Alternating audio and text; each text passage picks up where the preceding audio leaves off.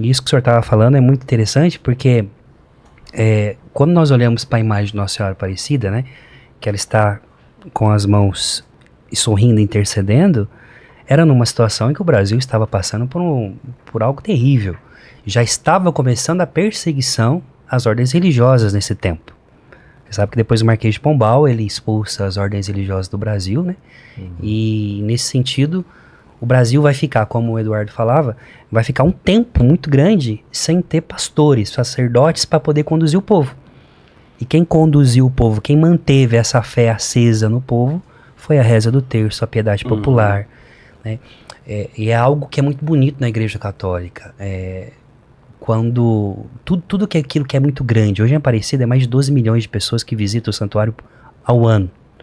Vão visitar quem? Vão visitar a mamãe, a sua mãe, a mãe Aparecida, que se identifica com esse povo. E quando o padre falava, né, desse primeiro milagre, que foi a vela acesa no meio que acendeu sozinha, a vela tem um significado muito importante para o cristianismo. Por exemplo, a ideia de acender vela, antigamente não era vela, antigamente era lamparina. Os cristãos que moravam que iam nas catacumbas no primeiro século, as catacumbas, para quem já foi em Roma e sabe o que é o tempo quando os cristãos eram perseguidos pelos imperadores romanos.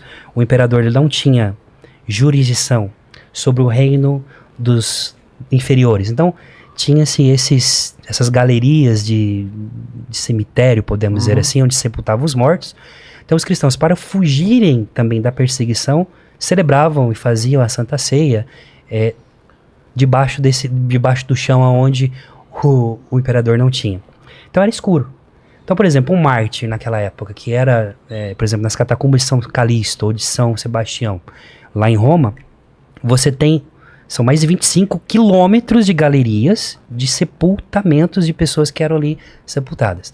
Então, o que se fazia? Não tinha eletricidade naquele tempo. Então, acendia uma vela, uma lamparina a óleo, levava até o túmulo, fazia suas orações àquela pessoa que faleceu e deixava aquela vela acesa até apagar.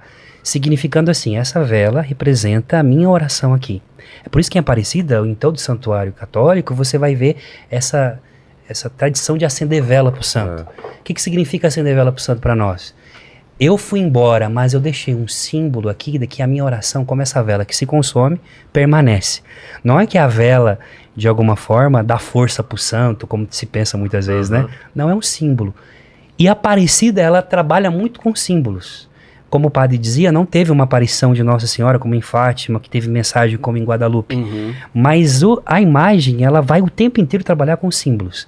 Em um tempo de trevas que o Brasil estava vivendo, essa devoção, essa mensagem, essa intercessão do céu é uma luz que acende na escuridão. E a gente vai ver isso depois no futuro, quando a imagem é quebrada. Quando a gente vai entrar nessa realidade da imagem, o nome da pessoa que vai restaurar a imagem, que é chamada a quarta pescadora hoje pelos redentoristas, se chamava Maria Helena, né? E Helena significa Maria Iluminada. Mas vamos continuar. É interessante situar historicamente essa aparição, de fato um período ali de ausência das ordens religiosas, e de repente Deus elege a Virgem Maria, e a Virgem Maria numa imagem para permanecer quando o clero ia embora, quando a possibilidade de sacramentos e de instrução iria embora. Acho que vale ressaltar aqui o seguinte no programa para quem nos assiste.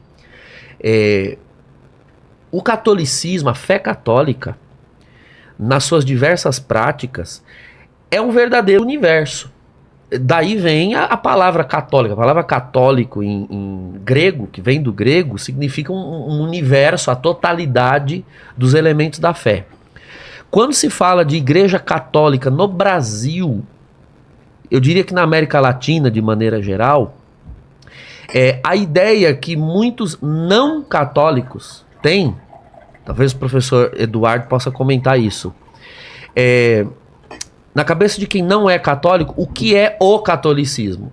A imagem, a vela, a reza decorada, a procissão, a novena. Então, isso é uma um aspecto do catolicismo, uma forma de praticar a fé católica, que em lugares onde há a ausência daquilo que sim é o cerne do catolicismo, que são os sacramentos, você não tem um ministro sagrado para presidi-los. O Cristo Eucarístico. O Cristo Eucarístico, enfim, onde você não tem a possibilidade de ressaltar os elementos mais cristocêntricos do catolicismo, o que mantém a fé católica naquele lugar é o que nós chamamos de devoções populares, aquilo que o povo sozinho, sem a presença de um pastor ordenado, pode realizar.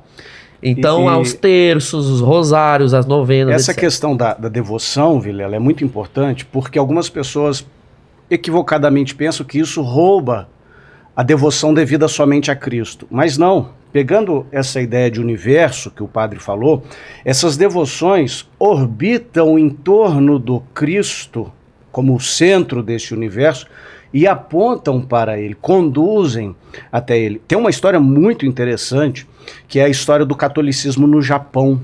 No século XVI, os jesuítas enviaram missionários para o Japão e foram muito mal recebidos, foram combatidos. O imperador japonês dizia que isso violava a cultura deles e eles sofreram muito. Tem até um filme de Scorsese chamado Silêncio, que narra isso.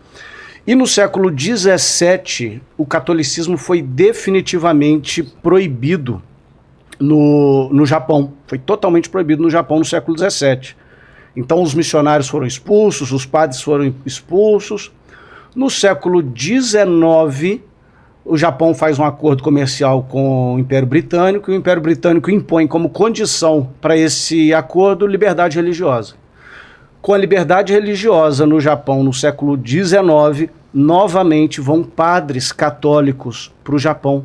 Quando eles chegam lá, uma comunidade procura um padre e diz: "O senhor é padre?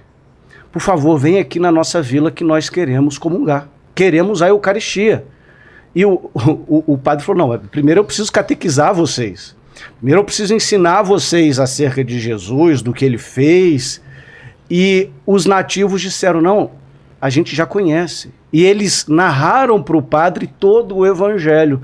E eles disseram: "Os nossos pais nos batizaram de geração em geração, e a gente, rezando o terço, a gente preservou a fé católica." Ou seja, por mais de 200 anos, a fé católica foi preservada no Japão. Os pais mesmo batizando os próprios filhos, né? O batismo é um sacramento que pode ser administrado pelos pais. Os pais batizando os filhos e os filhos preservando a fé, rezando o terço. Porque quando se reza os mistérios do rosário, você percorre toda a vida de Cristo. Então é um exemplo bacana isso que aconteceu no Japão, do que o padre falou, do padre Douglas falou. Essas devoções preservam a fé e apontam para Cristo.